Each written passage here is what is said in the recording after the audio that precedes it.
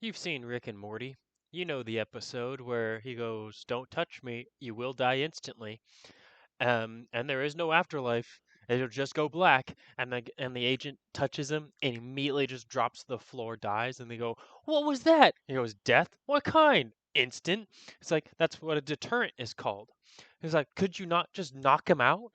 He goes, "No, everybody wants to be knocked out. Nobody wants to die. That's why it's called an incentive."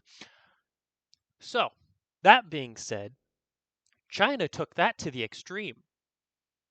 If you are caught committing corruption in China, you know what they do? They don't slap you on the wrist with $150,000 million fine. They don't send you to prison for 90 days. No, they execute you. That's called a deterrent. I said incentive earlier. I meant deterrent. But so nobody wants to die, especially if you're doing the wrong thing and you do the wrong thing over and over and over and you get paid for it, but it causes damage and destruction to the most amount of people. Indirectly or directly, doesn't matter. The damage is still caused. So if you do the wrong thing over and over and over and you get paid millions, billions of dollars, what is the incentive to not do the wrong thing? To get a fine? The cost of doing business? Oh, you just send a proxy to to prison for you? What's the incentive? There is none. So, if you want to make sure that people actually do the good thing that causes benefits to people and helps the most amount of people, and they get paid for it, and you get caught doing a negative thing like, I don't know, corruption or masticating on the flesh of children, consumption of children flesh, which is in the Epstein list, or the absolute molestation of minors. You know what is a good incentive to not do that? Death. Just straight, no more. No more lights on in the home. No more blood pulsing through the veins. No more of that. No more oxygen converting into carbon dioxide. No more of that for that person. Just full on, dead stop, instant death. That's a good incentive to not fornicate children or masticate on their bodies or sell their organs to the highest bidder. If you get caught doing that, just straight gone. No more. So, Rick and Morty has a lot of truth built into its episodes. And that scene is so throwaway. It's just a little, like a 10-second little clip. But in that, there's so much you can take from it. Everybody wants to be knocked out. Nobody wants to die. Exactly. So, if you get instantly murked for doing a bad thing, like touching Rick Sanchez without permission in the Oval Office, fascinating how things worked out for Rick Sanchez. Yes, he's a god in the show, but not a god. He's just smartest man in the universe kind of guy. In the Oval Office, he goes, "Good. I'm not leaving until I get a selfie." That's all he wanted. But the ego of both of these powers coming at each other, all for the simplest thing of getting a selfie. Oh my goodness. One guy is an immovable object, one guy's an unstoppable force. There's only one outcome to the NPCs in that show. If you're an NPC that you've never seen your face ever and you show up, odds are you're about to become a puddle of blood. Like at some point in the show, you're just not going to exist anymore because you are a throwaway character anyway. So, what I'm saying is there's an incentive program that China does. If you get caught violating the rules of China, they end your existence. And it works out for them. That's why they've made 50,000 kilometers of high speed rail all across their nation. That's why billionaires don't manipulate the laws and the policies. Because if they get caught doing anything that's against the rules of China, they disappear. So us Americans over here across the pond, I know it's wrong terminology for that, but I'm using it anyway. Across the vastness of the oceans, here in America, if we see a politician who masticates on children, freaking fornicates with them, and has their name plastered all over the Epstein list, you know what we do? We just go, at least they care about Israel. And then we move on as if all of their crimes against humanity were just wiped away. And then it's like, huh, let's make him president because that's a good idea. Hmm, I feel like you're smelling what I'm stepping in. All right, I may be leading a horse to water here. I'm not sure if you're thirsty or not, but there's some dots that I'm just poking around this dartboard, and they're forming a pattern. I hope it's clear. So, here in America, if we see politicians doing bad things, what do? We don't vote for them. That's one. That's the simplest option.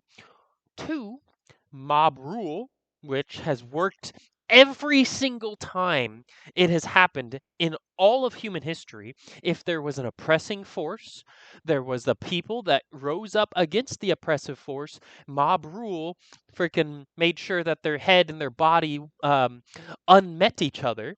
You know what that means? And the mob ended up, and it's like, oh, well, we couldn't figure out who did it. Yeah, when there's 100,000 people that show up to execute one individual, which person did it? Because if everybody there has the one sole purpose to make sure that that one individual no longer breathes oxygen, and some news crew shows up and goes, hey, which one of you 100,000 people caused this person to no longer produce carbon dioxide when they exhale? Everybody's going to go, I don't know. I don't know. I didn't see nothing. I didn't see nothing. In fact, I'm partially blind in this eye, and I'm kind of blind in this eye, so I didn't see nothing. Nobody saw nothing. That's what's going to happen. So, 100,000 people, mob rule, comes up to an individual that may or may not have private security, may or may not be a gazillionaire, may or may not have been in the Epstein list, may or may not have in a mountain of bodies in their history, piling up slowly in the background without a paper trail. But it's still there. The smoking gun is there, and you get 100,000 plus people showing up to this individual, and they have one sole purpose: to make sure that that individual does not see the light of the next day. I think things would change really fast, like nearly overnight. Mind you, there is a comedian, I forgot what his name is. It's a pretty easy clip to find on Instagram Reels.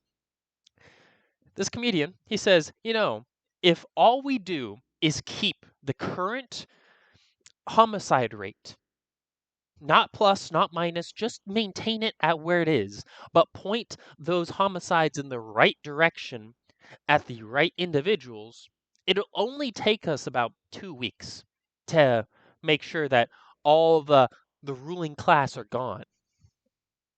Only 2 weeks.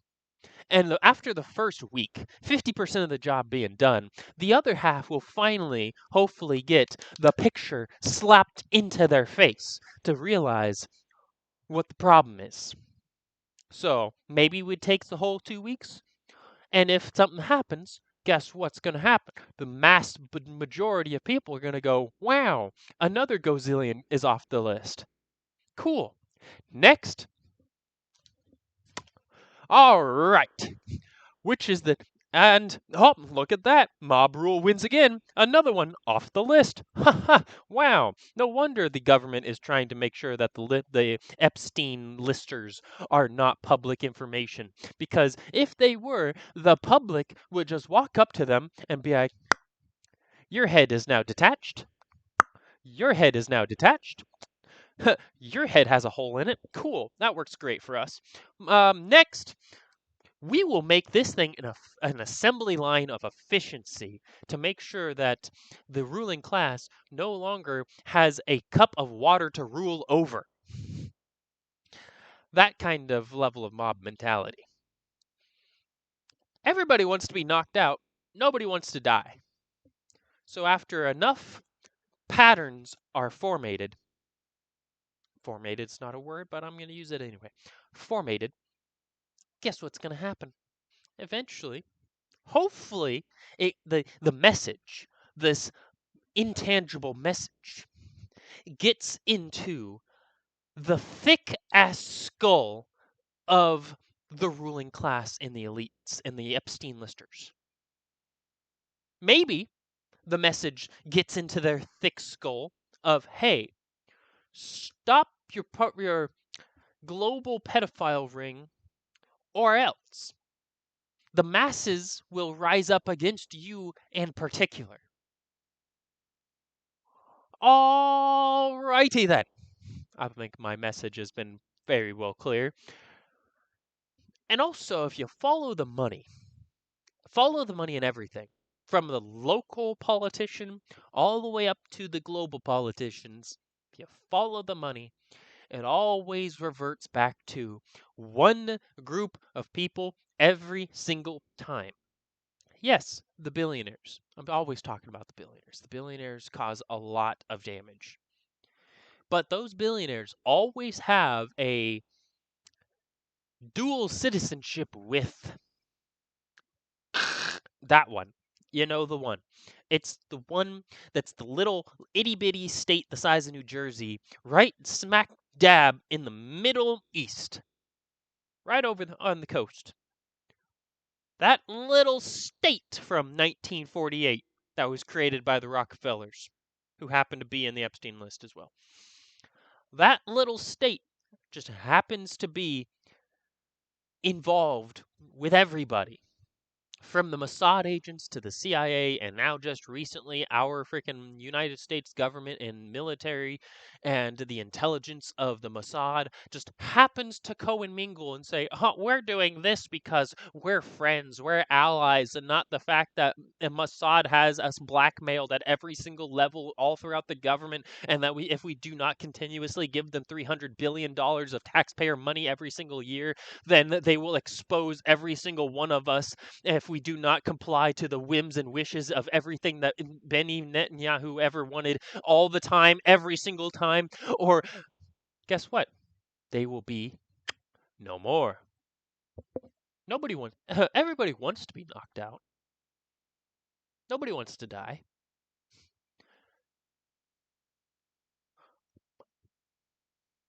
All right. I think I've made my point clear. It's pretty simple. Don't frickin' fornicate with children. Don't masticate their bodies and sell their organs to the highest bidder, or you won't see the light of day of tomorrow. It's literally that simple. Especially if you're getting paid to do those actions. Why is this such a complicated matter? It's only complicated to those who are participating within those matters. To those who do not masticate on the flesh of children and sell their organs at the highest bidder and fornicate their bodies in blood sacrifice rituals. If people do not participate in those, look at that and go, that's disgusting. That's horrific. That is a crime against humanity as a whole. It should be stopped freaking the day 1 hour 0. So it's not complicated. It's really not. It's not complicated at all.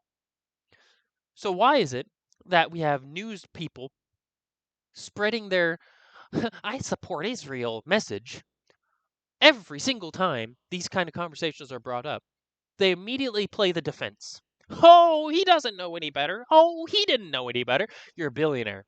Billionaires have an intelligence program within their own organization. Every billionaire has intelligence at multiple different ways.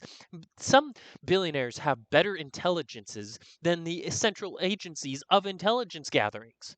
So billionaires not knowing is a complete farce. It's complete BS. They are made of information.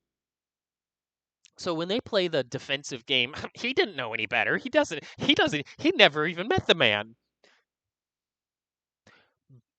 Bullshit. Big hit the bullshit button right there, then and there, real fast, right now. So, if you're not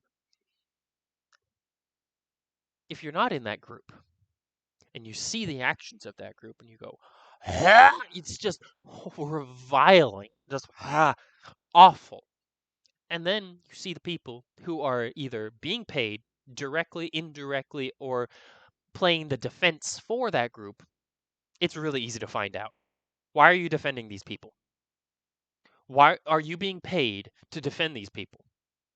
Because I don't want to. If I was a defense attorney and my client has a mountain of evidence against him saying that he fornicated children, I'd throw my bar card, just rip it right in front of his face and say, "You're a piece of shit that should be buried under the prison. I'm not defending you, no matter how much billions or millions of dollars you throw up in my pocketbook." No, there's a moral object. There's an immoral objection. There's a financial objection, and somehow when the financial objection gets to a certain dollar figure, their moral objections just kind of fade away to nothing. Everything has a price, and that's despicable. That is why autistic people are on the rise. You can't bribe an autistic person when we have an innate moral sense of justice. It's been proven. It's not hard to find. This is why my generation will change the world. It's going to be great. I'm looking forward to the day. Hopefully, my words can help bring forth a better world, because the current world we're living in is not a world I want to continue living in, especially when the ruling class continuously get away with it, because everybody wants to get knocked out. Nobody wants to die.